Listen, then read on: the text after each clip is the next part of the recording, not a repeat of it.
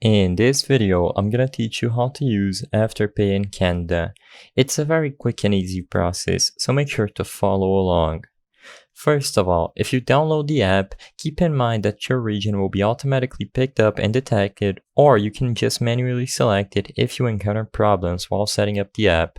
Alternatively, if you want to do this process through the website, as you can see, if you go through it on Google, you might be redirected to the wrong region. So all you have to do is scroll all the way down, and on the location option, either on your phone or a computer on a web browser, you will see this option, location, and then you can just select Canada with English or Canada French from the drop-down menu that appears. Simply select Canada and you will be redirected once again, and now you can officially use Afterpay in stores in Canada.